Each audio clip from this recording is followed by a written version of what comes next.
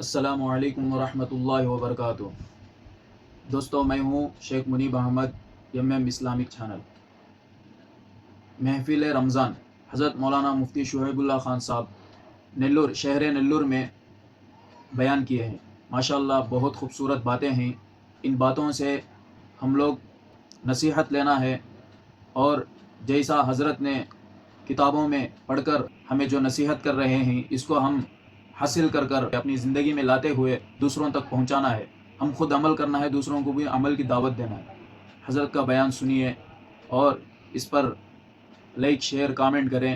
آپ کو کیا چیز سمجھ میں آیا، کیا فائدہ ہوا، اس چیز کا کامنٹ کریں۔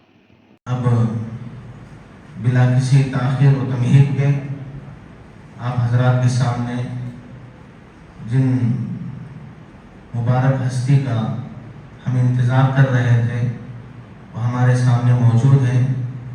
ہمارے جنوب ہند کے، ساؤتھ انڈین سے کہتے ہیں، جنوب ہند کے بہت ہی معناس اور مقبولیت شخصیت ہمارے سامنے موجود ہے، اور حضرت کئی کتابوں کے مصنف بھی ہیں۔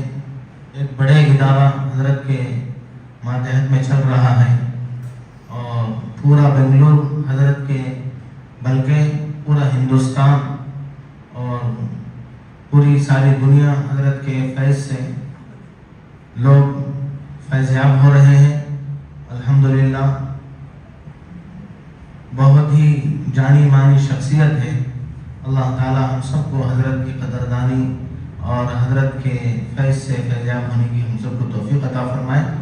اب حضرت سے میں درخواست کرتا ہوں ادباً کہ حضرت اپنے نصائح عالیہ سے ہم سب کو مستفیض اور مستفید فرمائیں۔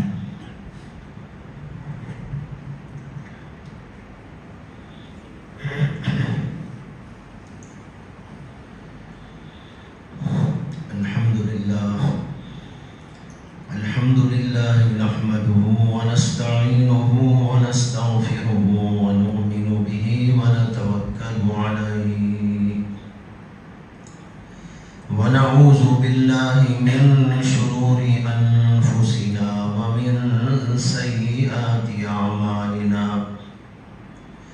من يهده الله فلا مضل له ومن يضلله فلا هادي له، ونشهد أن لا إله إلا الله وحده لا شريك له، ونشهد أن سيدنا ومولانا محمدا عبده ورسوله، صلى الله عليه وعلى آله وأصحابه وأزواجه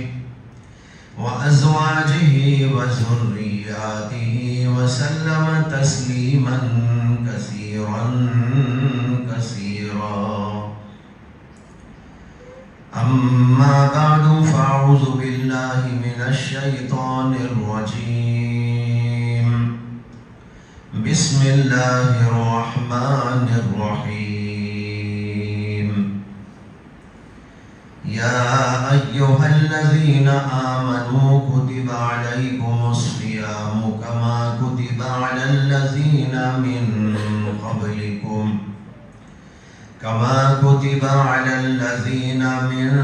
قبلكم لعلكم تتقون.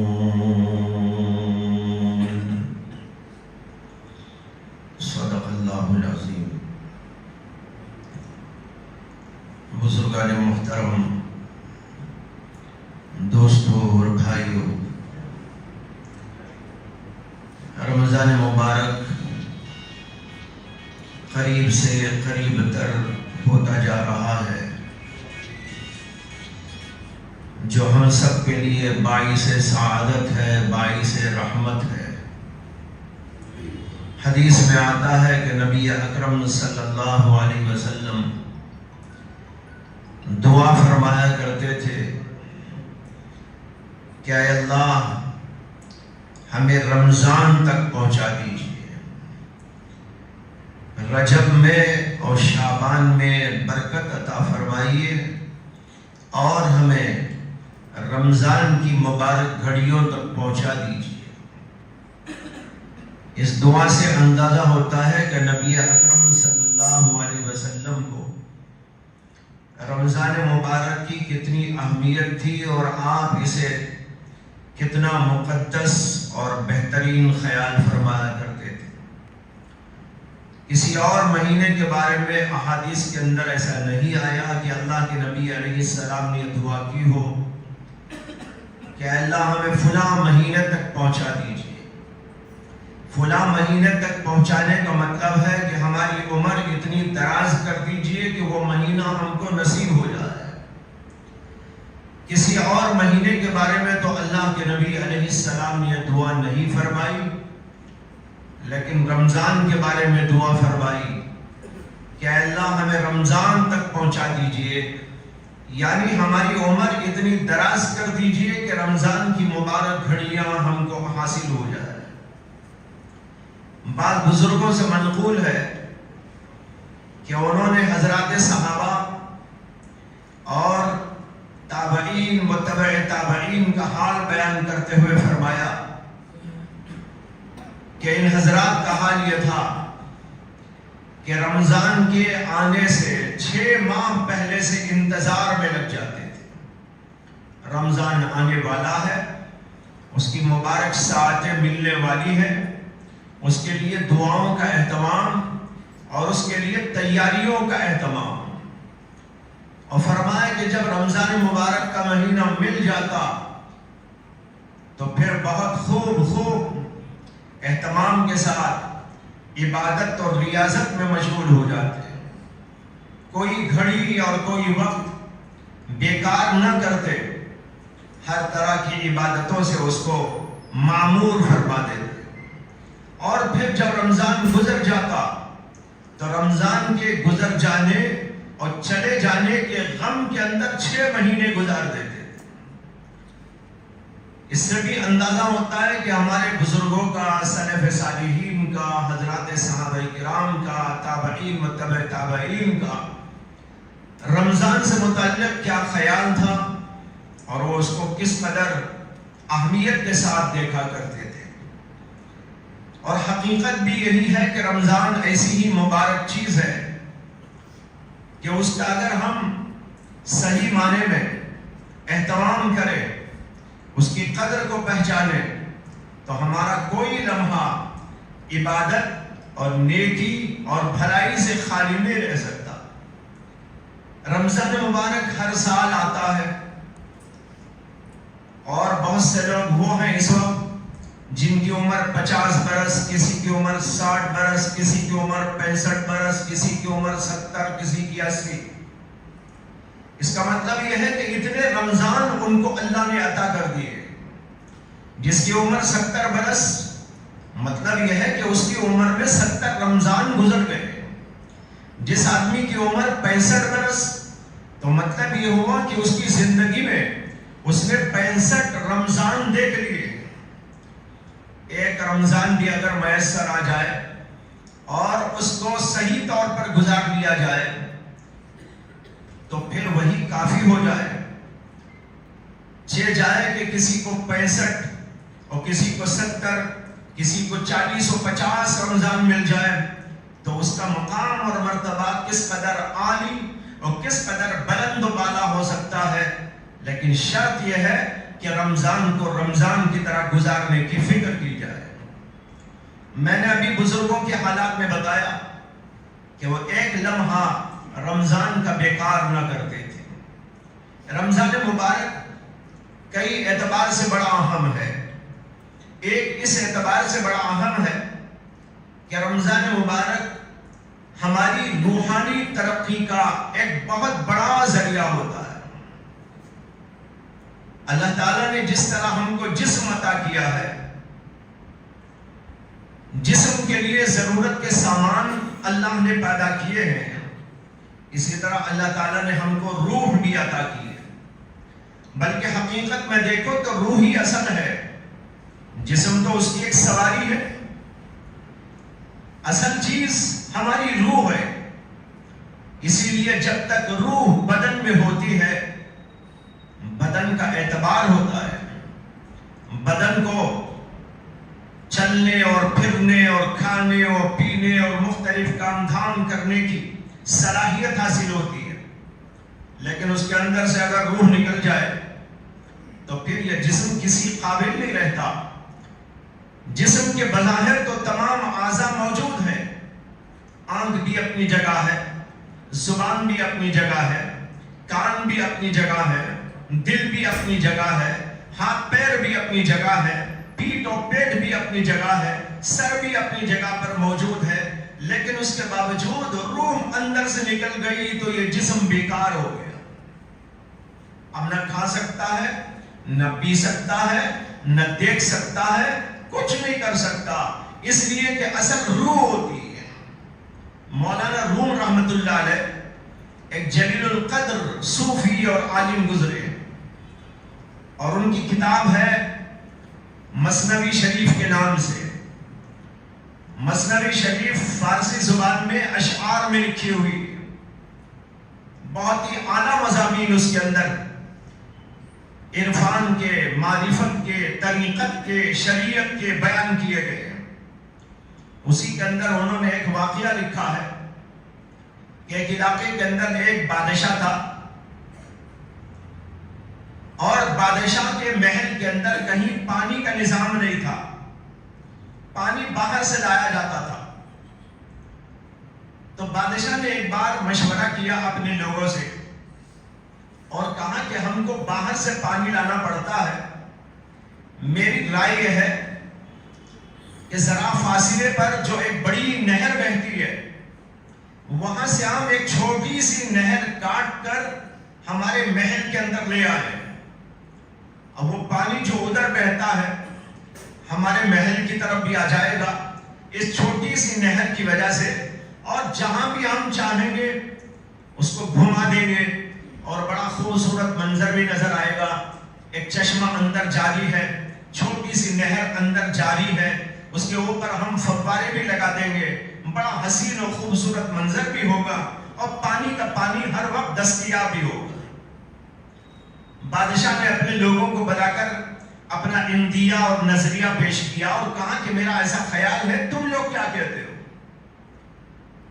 جتنے لوگ بیٹھے ہوئے تھے اس کے وزراء اور مشیران سلطنت، ان سب نے سر ہلایا اور اس کی ہاں میں ہاں ملائی اور کہا کہ آپ کا یہ ارادہ اور آپ کا یہ خیال بہت اچھا ہے، ہم سب اس کی تائید کرتے ہیں۔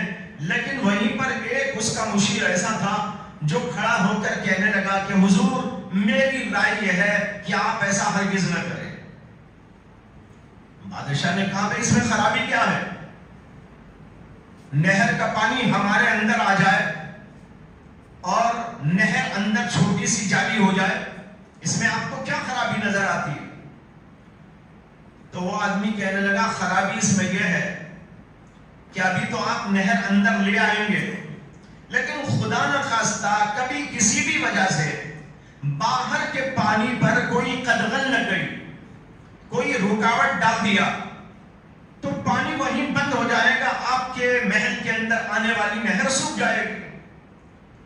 پھر اس نے کہا کیا کرنا چاہیے؟ تو اس نے کہا کنواں کھود لیجیے، اندر جگہ جگہ کنویں کھود دے تو کنویں سے پانی نکلتا رہے گا، یہ اچھا رہے گا۔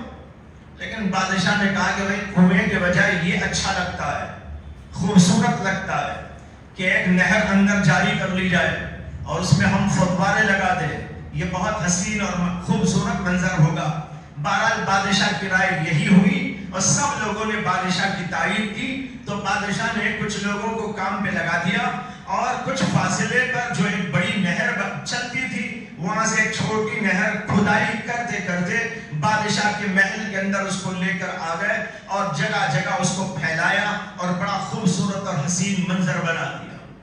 چلتا رہا قصہ، چلتا رہا، پانی بھی آتا رہا، لطف اندوز بھی ہوتے رہے، پیتے بھی رہے، سب کچھ چلتا رہا۔ لیکن اچانک ایک بار اس بادشاہ میں اور بازو ملک کے بادشاہ میں کوئی لڑائی و جھگڑا پیدا ہو گیا۔ جو ہی دونوں کے اندر لڑائی پیدا ہوئی تو بادشاہ جو دوسرے ملک کا تھا اس نے آ کر سب سے پہلا کام یہ کیا کہ بادشاہ کے محل میں جو نہر اندر جا رہی تھی وہیں پر آ کر اس نے باڑ لگا دی۔ اور وہاں پر اپنی فوج کو بٹھا دیا کہ ایک قطرہ پانی اس نہر کا اندر نہ جانے پائے. نتیجہ یہ ہوا کہ اندر جانے والا پانی جتنا جا رہا تھا وہ تو چند دنوں استعمال ہوتا رہا، اور پھر اس کے بعد وہ نہر سوکھ گئی، جانے کا پانی ادھر بند ہو گیا، اور فوج وہاں پر موجود تھی جو ایک قطرہ پانی کسی کو لے جانے نہیں دے رہی تھی. سارے لوگ اندر پیاسے ہو گئے، پریشان ہو گئے. بادشاہ نے لوگوں کو بلایا کہ بھئی ایسا حادثہ پیش آ گیا، آپ کیا کرنا چاہیے؟ وہ آدمی کھڑا ہوا، اس نے کہا میں نے پہلے ہی آپ سے کہا تھا ایسا ہو سکتا ہے، آپ نے اس وقت میری بات نہیں مانی، اسی لیے میں کہتا ہوں کہ اندر چشمہ جاری کرو، باہر سے آنے والے چشموں کا کوئی اعتبار نہیں ہوتا. مولانا روم نے یہ واقعہ لکھا، لیکن اس سے جو نتیجہ سمجھانا چاہا وہ میں آپ کو بتانا چاہتا ہوں. مولانا روم یہ واقعات بیان کرتے، چھوٹے چھوٹے واقعات، کہیں بادشاہوں کے واقعات، کہیں لوگوں کے واقعات، لیکن اس سے نتیجہ جو اخذ کرتے ہیں وہ بڑا بھاری ہوتا ہے. انہوں نے اس سے نتیجہ کیا نکالا؟ انہوں نے کہا کہ دیکھو ہمارے جسم کو کہ اس کے اندر بھی کچھ چیزیں ہیں جو باہر سے اندر لذتوں کو پہنچاتی ہیں. آنکھ اس سے باہر کی لذتیں اندر پہنچتی ہیں، یا ہماری زبان باہر کی لذتیں اندر پہنچاتی ہے. اسی طرح کان کے ذریعے باہر کی لذتیں اندر پہنچتی ہے. انسان کچھ چیزوں کو دیکھ دیکھ کر اندر لذت لیتا ہے، کچھ چیزوں کو بول بول کر اندر لذت لیتا ہے، کچھ چیزوں کو کھا کھا کر اندر لذت لیتا ہے، کچھ چیزوں کو سن سن کر اندر لذت لیتا ہے، ہاتھ سے چھو چھو کر یا کہیں چل کے جا کے اس کے ذریعے بھی لذتوں کو حاصل کرتا ہے. یہ باہر کی لذتیں ہیں جو باہر سے انسان کے اندر جاتی رہتی ہے. مولانا روم کہتے ہیں یہ ہماری باڈی کو ایسا سمجھو جیسے بادشاہ کا محل ہے، اور یہ آنکھ اور ناک، یہ زبان، یہ ہاتھ اور پیر، اس کو ایسا سمجھو باہر کی نہریں ہیں. اس سے انسان اندر لذتوں کی نہروں کو جاری کر لیتا ہے. وہ پانی کی نہر، یہ لذتوں کی نہر. چشمہ، یہ کون سا؟ آنکھ کا چشمہ. اسی طرح زبان کا چشمہ، اس کے ذریعے اندر لذت جاتی ہے. یہ لذتوں کی نہریں انسان اندر جاری کر لیتا ہے. مولانا روم کہتے ہیں اسی پر اگر تم نے زندگی پر کفایت کر لی اور اپنی زندگی کو اسی کے پیچھے گوا دیا، ایک بار ایسا منظر آئے گا، ایک بار ایسا واقعہ پیش آئے گا، اللہ کا فرشتہ آئے گا اور روح کے اندر جانے والی ساری لذتوں پر پانی پھیر دے. جیسے بادشاہ نے آ کر وہاں باڑ لگا دی، اب باہر سے کوئی لذت اندر نہیں جا سکتی، باہر کا پانی اندر نہیں جا سکتا. اسی طریقے پر فرشتہ موت کا آئے گا، موت طاری کرتے ہی باہر سے جانے والی تمام لذتوں پر پانی پھر جاتا ہے. اگر انسان کو باہر کی لذتوں کے بجائے اندر کی لذتیں لینے کا موقع مل جائے، اور وہ اندر کی لذتیں کیا ہیں؟ وہ اللہ کی معرفت کا چشمہ اپنے قلب میں داخل کر لینا ہے، اللہ کی محبت کا چشمہ اپنے دل میں پیدا کر لینا ہے، اللہ کے خوف کا چشمہ اپنے دل میں پیدا کر لینا ہے. آدمی باہر سے لذتیں لے رہا ہے، دیکھنے کی لذتیں، بولنے کی لذتیں، چکھنے کی لذتیں، سننے کی لذتیں، چھونے کی لذتیں. فرشتہ آئے گا، روح نکالے گا. اب یہ جسم پڑا ہوا ہے، لیکن آنکھ سے پوچھو کچھ نظر آتا ہے؟ کچھ نظر نہیں آتا. کان سے پوچھو کچھ سنائی دیتا ہے؟ اس کو بینڈ بجا کے بہت زور سے سناؤ تب بھی سمجھ میں نہیں آتا. اب اس کے منہ میں رکھ دو کھانے اور پینے کی 1000 نعمتیں، لیکن کوئی مزہ آنے والا نہیں ہے. موت آ جائے تو تمام لذتوں پر پانی پھر جاتا ہے. انسان کو کرنا کیا چاہیے؟ اپنے دل کے اندر نہر جاری کرو، اللہ کی محبت کی نہر، اللہ کی معرفت کی نہر، اللہ کے خوف کی نہر، اللہ سے تعلق کی نہر. یہ اندر پیدا ہو جائے چشمے، تو پھر موت کا فرشتہ اس کے اوپر بار نہیں لگا سکتا. مولانا روم کہتے ہیں اس لیے اپنے روح کی تربیت کرو، اپنے روح کا سامان پیدا کرو. کب تک جسموں کا سامان پیدا کرتے رہو گے؟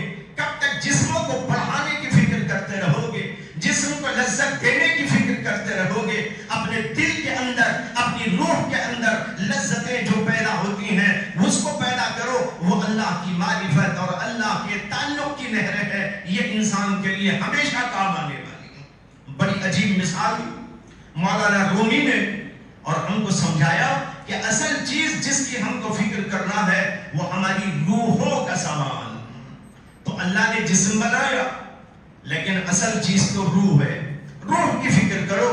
یہ مہینہ رمضان کا آتا ہے تو ہمیں اللہ تبارک و تعالی موقع عطا کرتے ہیں. ویسے سال بھر بھی موقع ہے. نمازیں روح کا سامان ہے, ذکر روح کا سامان ہے, تلاوت روح کا سامان ہے. اسی طرح بہت ساری عبادتیں اور نیکیاں, یہ سب کچھ انسان کی روح کی ترقی کے ذریعے اور اسباب ہے. لیکن رمضان مبارک کا مہینہ آتا ہے تو اللہ اس خاص مہینے کو روح کی ترقی کے لیے وقف کر دیتے ہیں کہ بندے اس کے لیے خوب خوب تیاری کرے اور اپنے روح کو عروج و کمال تک پہنچا دے. اسی لیے حدیث میں آتا ہے کہ نبی اکرم صلی اللہ علیہ وسلم رمضان مبارک کا مہینہ آتا تھا تو آپ اپنی کمر کو کس لیتے تھے. کمر کس لینے کے دو مطلب علماء نے بیان کیے. کمر کس لینے کا ایک مطلب یہ ہے کہ آپ چست ہو جاتے تھے.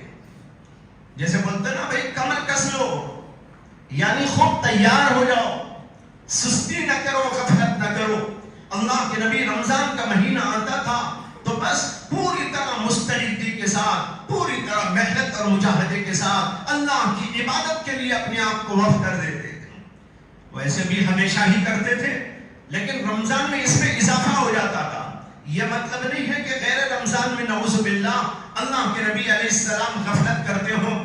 مطلب یہ ہے کہ رمضان آتا تو عبادتوں میں مزید اضافہ ہو جاتا, اللہ کے لیے مجاہدہ کرنے میں مزید اضافہ ہو جاتا.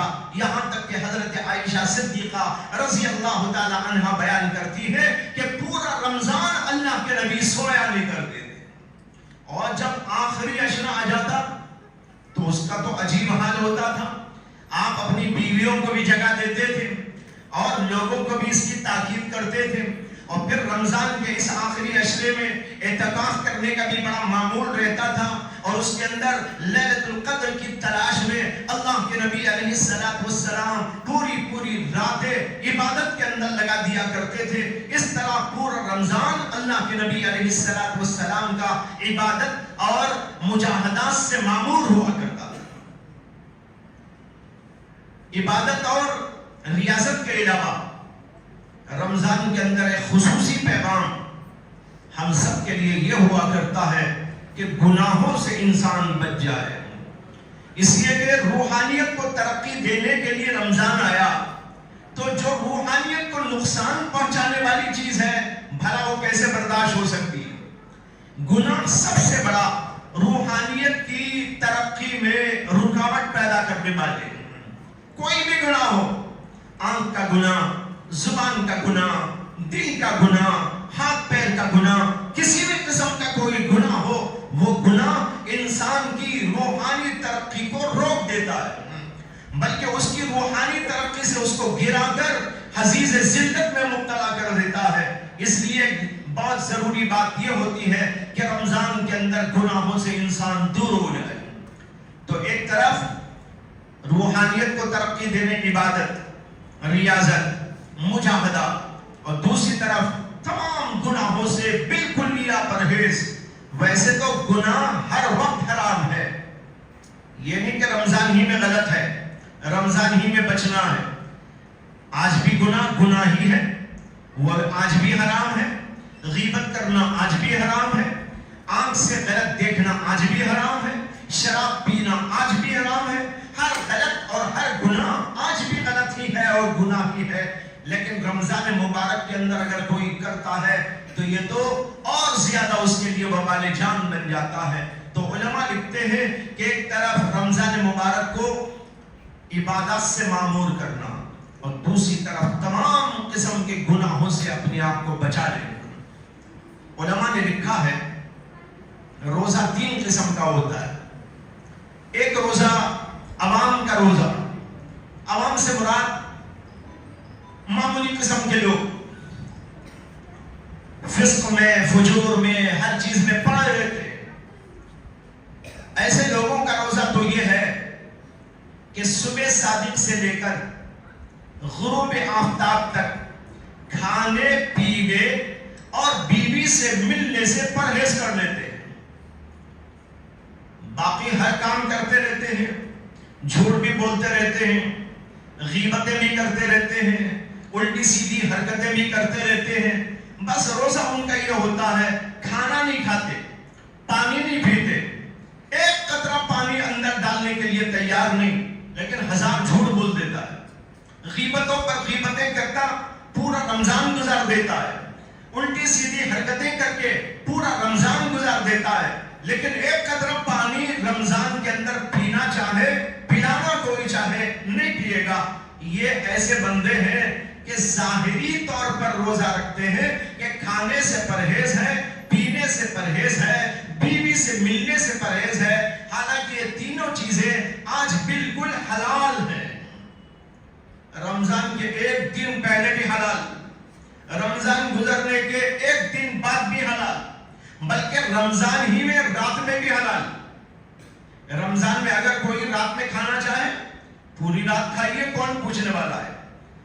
جو ہی غروب آفتاب ہو جائے تو آپ کھا سکتے ہیں, پوری رات کھا سکتے ہیں, صبح صادق ہو تو تب بند کرنا ہے. تو ایک ایسی حلال چیز ہے یہ کھانا, وہ پینا اور بیوی سے ملنا, جو ہمیشہ حلال ہے, سال بھر کے لیے حلال ہے, رمضان میں بھی راتوں میں حلال ہے, لیکن صرف دن میں اللہ نے اس کو منع کیا. یہ بندے دن میں ان تین چیزوں سے بچ جاتے ہیں, لیکن باقی چیزوں سے نہیں بچتے. یہ ہے عوام الناس کا روزہ, معمولی درجے کے لوگوں کا.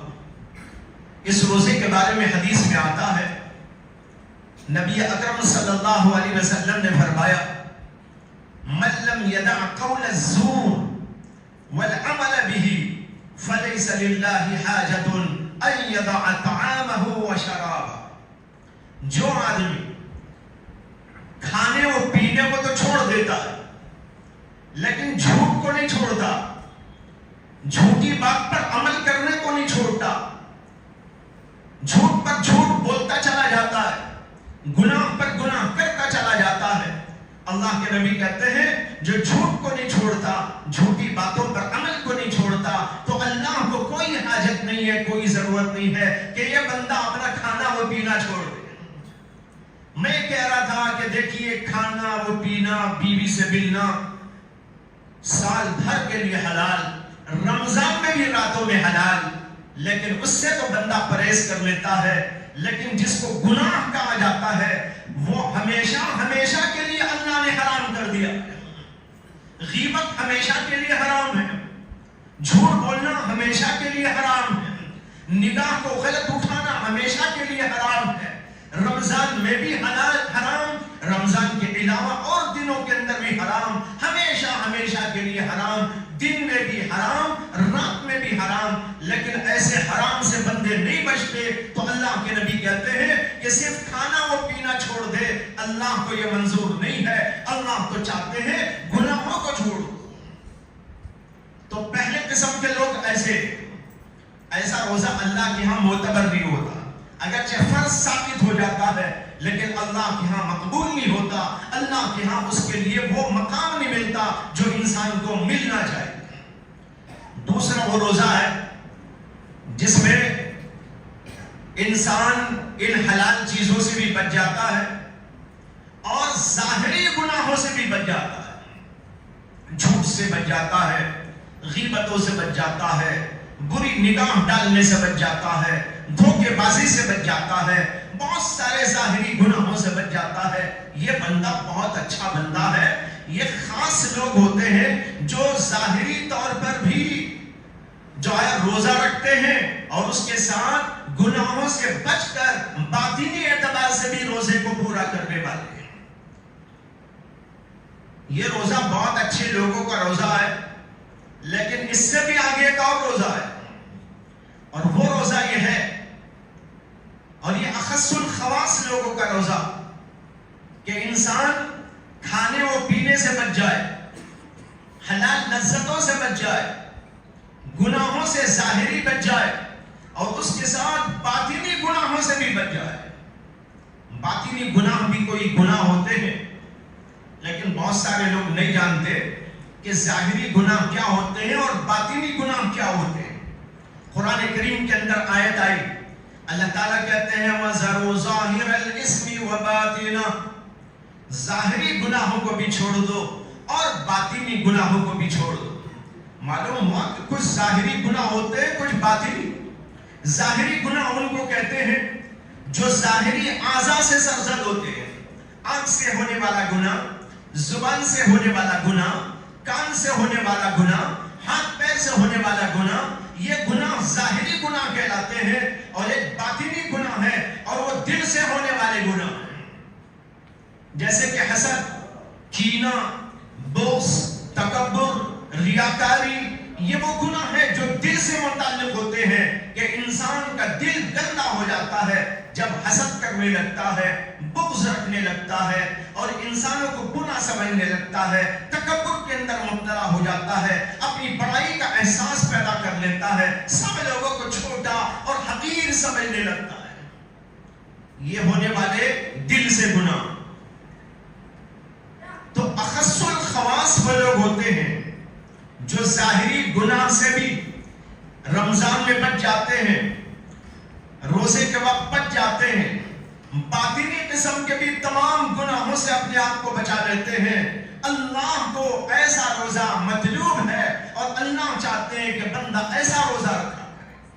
تو معلوم ہوا کہ ہمیں کوشش یہ کرنی ہے کہ صرف عوام الناس والا روزہ ہم نہ رکھیں جو فاسق اور فاجر لوگ بھی رکھ لیا کرتے ہیں، بلکہ اس سے آگے بڑھ کر ظاہری گناہوں سے اپنے آپ کو بچانے کی فکر کرے اور اس سے بھی آگے اخص الخواص کے درجے کو پہنچے اور باطنی قسم کے گناہوں سے بھی اپنے آپ کو پاک و صاف کر لے اور ایک ایسا کوئی گناہ نہ کرے جس سے کہ رمضان کے اندر کچھ خلل واقع ہو جائے اور روزے کے اندر خامی اور روزے کے اندر خلل واقع ہو جائے۔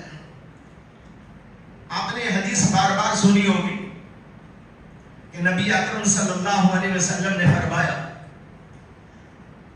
کہ للصائم فرحتان، روزے دار کو دو موقعوں پر فرحت اور خوشی ملتی ہے۔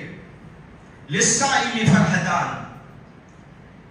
فرمایا کہ ایک افطار کے وقت میں ملتی ہے، فرحت عند الافطار، جب افطار کا وقت ہوتا ہے تو بندے کو خوشی ہوتی ہے، اور ایک عند لقاء الرحمن، جب وہ اللہ سے ملے گا قیامت میں جا کر تو وہاں پر تو بہت بڑی خوشی اسے ملے گی۔ تو اس کے اندر ذکر آیا ہے کہ بندے کو، روزے دار بندے کو دو موقعوں پر اللہ کے ہاں سے خوشی ملتی ہے، ایک خوشی افطار کے وقت میں ملتی ہے اور ایک خوشی رحمان سے ملاقات کے موقع پر ملتی ہے۔ بہت سے لوگ تو یہ سمجھتے ہیں کہ یہ جو افطار کے وقت کی خوشی ہے یہ بریانی کی خوشی ہے، یہ سموسوں کی خوشی ہے، یہ مختلف قسم کے ڈیزائن کے ڈشوں کی خوشی ہے کہ بھائی افطار کا وقت آ گیا، یہ کھانے کو ملے گا، وہ کھانے کو ملے گا، یہ فروٹ ملے گا، وہ چیزیں ملے گی۔ لیکن یاد رکھیں، یہ بھی یاد رکھنا ہے کہ ایسی خوشی تو معمولی وہ پہلے والے روزوں کی خوشی ہے۔ میں نے کہا نا کہ تین قسم کے روزے دار ہوتے ہیں۔ یہ پہلے روزے دار جو صرف کھانا پینا چھوڑ دیتے ہیں، وہ کھانا پینا چھوڑنے والوں کو جب کھانے کا نمبر آتا ہے، افطار کا موقع آتا ہے تو ان کو بڑی خوشی ہوتی ہے کہ بھائی اب تو یہ کھانا ملے گا اور یہ کھانے کی چیزیں ملیں گی، یہ لذتیں مجھ کو ملے گی، اب پورا دن میں صبر کرتا رہا، اب خوب کھاؤ۔ ایک صاحب نے ایک لطیفہ سنایا کہ ایک وہ تاجر ہیں کہ ان کے غیر مسلموں سے تعلق ہے۔ وہ کہہ رہے تھے کہ ایک بار ایک صاحب مجھے ملے غیر مسلم جن کے میرے تعلقات تھے تجارتی، انہوں نے ایک دن مجھ سے پوچھ لیا کہ بھئی وہ آپ لوگوں کا زیادہ کھانے کا مہینہ کب آ رہا ہے؟ وہ آپ لوگوں کا زیادہ کھانے کا مہینہ کب آ رہا ہے؟ میں سٹپٹا گیا، کون سا مہینہ زیادہ کھانے کا؟ ہمارے یہاں تو کوئی ایسا مہینہ نہیں۔ تو میں نے کہا کہ بھئی ایسا تو کوئی مہینہ نہیں ہے زیادہ کھانے کا۔ اس نے کہا نہیں کہ وہ ہوتا نا دن بھر تو نہیں کھاتے، پوری رات کھاتے ہیں۔ تو جو ہے ہم لوگ دن میں روزہ رکھتے ہیں اور رات میں بس جناب رمضان کا افطار کا موقع آیا تو بہت لمبا چوڑا دستر ہے اور پھر جو ہے نماز پڑھی گئی اور نماز پڑھتے ہی اور ایک دسترخوان ہے، پھر تراویح کے لیے تشریف لے گئے اور تراویح سے آنے کے بعد اور ایک دسترخوان ہے، کوئی چائے ہے، کوئی وائے ہے، کوئی یہ ہے اور کوئی وہ ہے، یہ پوری رات چلا کرتا ہے۔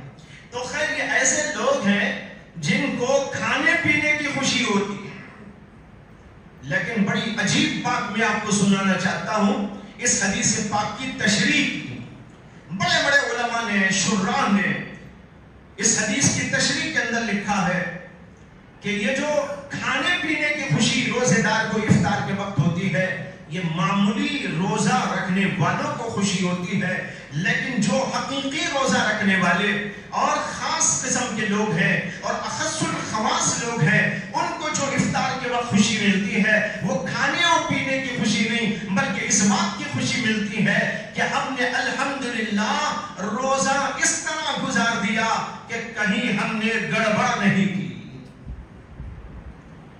آنکھوں کو بچا لیا، زبان کو خیریت سے رکھا، کانوں کی حفاظت کرتے رہے، دل کی حفاظت ہم کرتے رہے، کینے اور بغض سے بچتے رہے، حسد اور ریاکاری سے بچتے رہے، تکبر سے ہم بچتے رہے۔ اللہ کا بہت بڑا فضل ہوا کہ پورا دن اس طرح میرا گزر گیا، ایک طرف حلال چیز جو اللہ نے منع کی اس سے بھی میں رک گیا، اور اس سے بڑھ کر یہ کہ تمام ظاہری گناہوں اور تمام باطنی گناہوں سے بچ گیا۔ یہ ان بندوں کو خوشی ہوتی۔ تو ہمیں جو خوشی ہے صرف کھانے کی نہیں ہونا ہے بلکہ کھانے سے زیادہ رمضان کا روزہ خیریت سے گزر جانے کی خوشی ہوگی۔ اس کی ایک مثال میں دیا کرتا ہوں، جیسے اگر کوئی صاحب کار کی ڈرائیونگ سیکھ جائے، ابھی سیکھے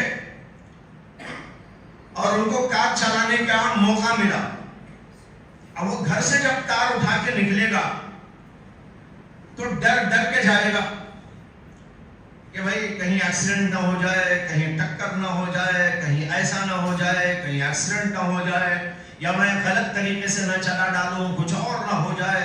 بیچارہ بہت ہی گھبراہٹ کے ساتھ، پریشانی کے ساتھ ایڈجسٹمنٹ کرتے کرتے جو ہے لے کر چلے گا، اور چلتے چلتے احتیاط کے ساتھ جب واپس ایک راؤنڈ لے کر آئے گا اور اپنے گھر کے پاس خیریت سے پہنچے گا، اس کے دل کو پوچھو کتنی خوشی ہو رہی ہے۔ کوئی ٹکر نہیں ہوئی، کوئی ایکسیڈنٹ نہیں ہوا، بہت اچھے طریقے پر میں نے ڈرائیونگ کر دی، مجھ کو خوشی ہوگی۔ بالکل اسی طریقے پر روزے دار کو خوشی ہوتی ہے کہ میں نے اپنی باڈی کو اللہ کے لیے جو چلایا تھا اور اللہ کے کام پہ لگایا تھا، آنکھ کو غلطیوں سے بچایا تھا، زبان کو غلطیوں سے بچایا تھا، کانوں کو غلطیوں سے بچایا تھا، دل کو حسد اور بغض اور کینے سے بچانے کی کوشش کی تھی، اس میں الحمدللہ میں کامیاب ہو گیا۔ افطار کے وقت پہنچتا ہے، بے حد خوشی ہوتی ہے کہ میں نے روزے کو ٹھیک انجام دے دیا۔ تو یہ ہے اس کا مطلب للصائم فرحتان۔ تو ہم عوامی انداز کی خوشی نہیں بلکہ بزرگوں والی خوشی، اخص الخواص والی خوشی کو حاصل کرے۔ یہ اس وقت ہوتا ہے جب حقیقی روزہ رکھنے کی فکر کی جاتی ہے۔ رمضان میں روزے کے علاوہ بھائیوں تراویح کا اہتمام ہونا چاہیے۔ بہت سے لوگ رمضان میں روزہ تو رکھتے ہیں لیکن رات کی تراویح نہیں پڑھتے۔ تراویح 20 رکعت سنت مؤکدہ ہے، اور اس کا اہتمام الحمدللہ پوری امت کے اندر ہمیشہ سے جاری ہے۔ حرمین شریفین کے اندر بھی ابھی قریب زمانے تک بھی وہی ہوتا رہا کہ 20 رکعت تراویح پڑھی جاتی تھی اور پوری دنیا وہاں جاتی تھی اور ہزاروں نہیں لاکھوں انسان دیکھتے رہے۔ لیکن ابھی کرونا کے آنے کے بعد وہاں پر ان لوگوں نے کچھ گڑبڑ کر دی، لیکن علماء نے اس پر تنقید کی ہے۔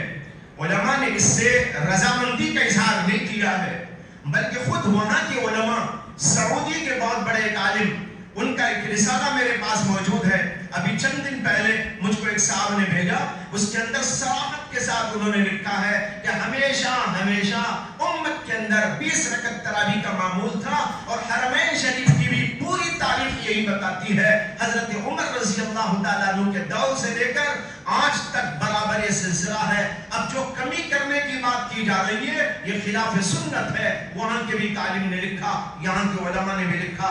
بہرحال بتانا یہ ہے کہ 20 رکعت تراویح پڑھنے کا اہتمام کریں. میں آپ کو یہ بتاتا چلوں روزے کی حقیقت کیا اور تراویح کی حقیقت کیا. روزہ دراصل اللہ سے عشق و محبت کا ایک مظاہرہ ہے. بندہ روزہ جو رکھتا ہے وہ اللہ سے اپنی محبت اور اللہ سے عشق کا مظاہرہ کرتا ہے. گویا بتانا یہ چاہتا ہے میں اللہ کا عاشق ہوں, میں اللہ سے بے پناہ محبت رکھتا ہوں, اور اسی کی محبت میں اگر وہ مجھے کہتا ہے کھانا مت کھاؤ, میں کھانا بھی چھوڑ دیتا ہوں. اگر وہ مجھے حکم دیتا ہے بیوی سے قریب نہ جاؤ تو میں بیوی کو بھی چھوڑنے تیار ہوں. اگر مجھے حکم دے دیتا ہے سخت پیاس کے موقع پر تمہارے حلق کے اندر ایک قطرہ پانی نہ اترنے پائے تو میں اپنے آپ کو مرانے کے لیے تیار ہوں, لیکن ایک قطرہ پینے کے لیے تیار نہیں. میں اللہ کا عاشق بندہ ہوں, اللہ کے عشق کا مظاہرہ کرتا ہے اور اسی میں وہ تمام گناہوں کو چھوڑ دیتا ہے. اس لیے کہ اللہ کو جو چیز ناپسند اس کو وہ ناپسند کرتا ہے, چاہے ظاہری گناہ ہو باطنی گناہ ہو سب کو چھوڑ دیتا ہے. یہ بتانے کے لیے میں اللہ کے حکم پر مر مٹنے والا ہوں. جب اس طریقے پر اپنے عشق کا مظاہرہ دن بھر کرتا ہے, اللہ تعالیٰ کہتے ہیں کہ اے میرے عاشق بندے, دن بھر تو نے میرے حکم پر اپنا کھانا چھوڑ دیا, سخت پیاس میں پانی کو چھوڑ دیا, بیوی موجود تھی لیکن اس سے بھی تو نے لطف اندوز ہونے کو چھوڑ دیا, اور میرے حکم پر تمام گناہوں کو چھوڑ دیا, ظاہری اور باطنی گناہوں کو چھوڑ کر میرے لیے دل کو پاک و صاف رکھا. اب جب اس طرح تو نے دن کو گزارا تو اب میں تجھے اپنا دیدار کرانے کے لیے معراج کے طور پر رات میں میرے دربار میں حاضری کی اجازت دیتا ہوں. یہ تراویح کیا ہے بھائیو؟ اللہ کے دیدار کا موقع. آپ کہیں کہ دیدار کہاں ہو رہا ہے؟ یہ دیدار روحانی دیدار ہے. اللہ کے نبی علیہ السلام نے معراج میں جا کر اللہ کو دیکھا تھا, لیکن بعض بزرگوں نے کہا ہے, حدیث تو نہیں ہے, بعض بزرگوں کا قول ہے کہ انہوں نے کہا الصلاۃ معراج المؤمنین. یہ حدیث نہیں ہے, یاد رکھو. بعض لوگ اسے حدیث کے نام سے بیان کرتے ہیں لیکن حدیث نہیں ہے. حضرت شیخ الحدیث مولانا زکریا صاحب کانلوی رحمۃ اللہ علیہ نے ایک جگہ پر تصریح کی ہے کہ یہ حدیث کے الفاظ نہیں ہے لیکن بہت سے بزرگوں سے ثابت ہے. تو بہت سے بزرگوں نے کہا الصلاۃ معراج المؤمنین. جب نماز میں انسان کھڑا ہوتا ہے تو اللہ کے سامنے ہوتا ہے, اور یہ مضمون جو بزرگوں نے بیان کیا بہت سی حدیثوں سے مستنبط ہے. بخاری شریف کے اندر کئی روایتیں ہیں. اللہ کے نبی علیہ السلام نے فرمایا کہ جب بندہ کھڑا ہوتا ہے اللہ کے سامنے نماز کے اندر تو اس کے اور قبلے کے درمیان اللہ ہوتے ہیں. بخاری کی روایت. اور ایک حدیث میں آتا ہے کہ اللہ کے نبی نے فرمایا کہ جب بندہ کھڑا ہوتا ہے نماز کے لیے اور اس کے اندر وہ کہتا ہے الحمدللہ رب العالمین, تمام تعریفیں اللہ کے لیے ہے, اللہ اس کے جواب کے اندر فرماتے ہیں حمیدنی عبدی, میرے بندے نے میری تعریف بیان کی. اور جب بندہ آگے پڑھتا ہے الرحمن الرحیم, وہ بڑا مہربان بڑا رحم والا ہے, اللہ اس کے جواب کے اندر فرماتے ہیں اثنا علی عبدی, میرے بندے نے میری ستائش بیان کی. اور جب بندہ آگے کہتا ہے مالک یوم الدین, وہ یوم جزا کا مالک ہے, اللہ اس کے جواب کے اندر فرماتے ہیں مجدنی عبدی, میرے بندے نے میری تمجید اور میری بڑائی کا اظہار فرمایا. اور پھر بندہ کہتا ہے ایاک نعبد و ایاک نستعین, اے اللہ ہم تیری ہی عبادت کرتے ہیں اور تجھی سے مدد مانگتے ہیں. تو اللہ اس کے جواب کے اندر کہتے ہیں یہ آیت بندے کے لیے آدھی اور میرے لیے آدھی ہے, یعنی عبادت میری ہے اور جو مانگے اس کا.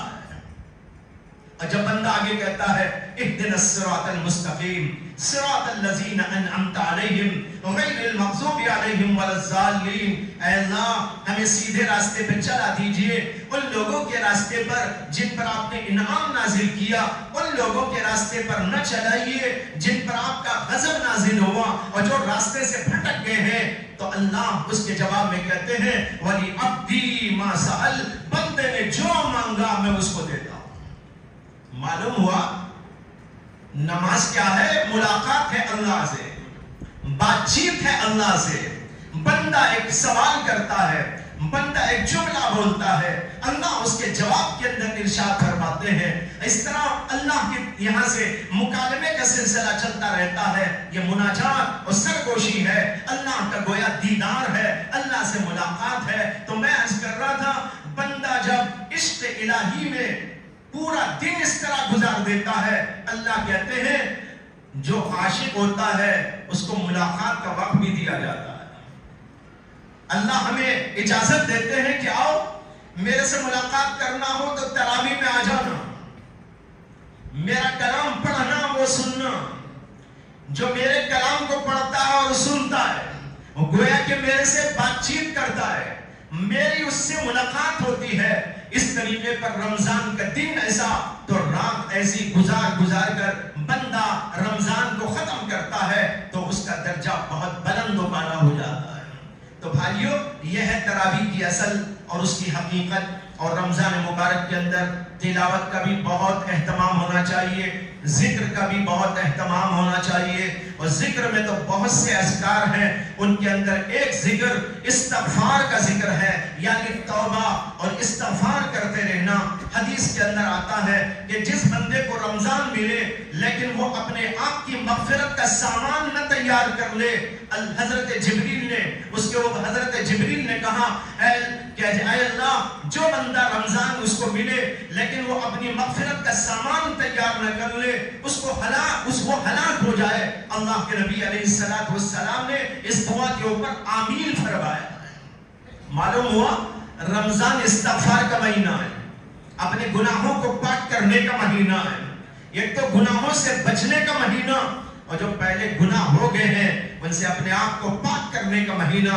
خوب استغفار ہو، خوب اللہ کی جناب میں توبہ ہو، رو کر گڑ گڑا کر، اس لیے کہ اللہ کو رونا بہت پسند ہے۔ آج کل لوگوں نے رونا چھوڑ دیا ہے، عاجزی کو چھوڑ دیا ہے۔ دعا کرتے ہیں تو ایسا کرتے ہیں جیسے ہمارے ایک ساتھی کہا کرتے تھے کہ بھئی لوگوں کا آج انداز دعا کا ایسا ہو گیا کہ ہو گیا اللہ کو بولنا چاہتے ہیں دینا ہو تو دے دے نہیں تو جا، یعنی بالکل بے ڈھنگا طریقہ، عاجزانہ انداز، مانگنے کا انداز، التماس اور اندر سے ایک جذبے کے ساتھ مانگنا۔ ہمارے شیخ و مرشد حضرت مولانا شاہ ابرار احمد صاحب نور اللہ مرقدہ فرمایا کرتے تھے اللہ سے مانگنے کا عمل اگر سیکھنا ہو تو بچوں سے سیکھا کرو۔ بچوں کو آپ نے دیکھا ہے بچے کیسا مانگتے ہیں، رو رو کر مانگتے ہیں۔ ان کو تو اللہ نے ایک بات سکھا کے بھیج دیا ہے، جو بھی ضرورت پڑے رونا۔ ایک بزرگ کہا کرتے تھے کہ اللہ نے بچوں کو ایک عجیب عمل سکھا دیا ہے، وہ رونے کا عمل۔ پیٹ میں درد ہوا تو روئے گا، یا اور کوئی تکلیف ہو تو روئے گا، بھوک لگی تو روئے گا، اسے کچھ اور چاہیے تو روئے گا، چاکلیٹ چاہیے تو روئے گا، کچھ بھی اس کا مسئلہ ہو اس نے سمجھ لیا۔ لیکن بچوں کو جتنی سمجھ ہم کو نہیں ہے آج۔ ارے رونا بہت بڑا کام کرا دیتا ہے۔ ایک بزرگ کا قصہ مولانا روم نے لکھا ہے۔ ایک بزرگ تھے، ان کی عادت شریفہ تھی کہ ان سے کوئی بھی کبھی مانگنے آتا تو اسے نہ بولتے تھے۔ جیسے حدیث میں بھی آتا ہے اللہ کے نبی صلی اللہ علیہ وسلم کے بارے میں، کوئی بھی مانگنے آیا تو اس کے لیے نہ کا سوال نہیں تھا۔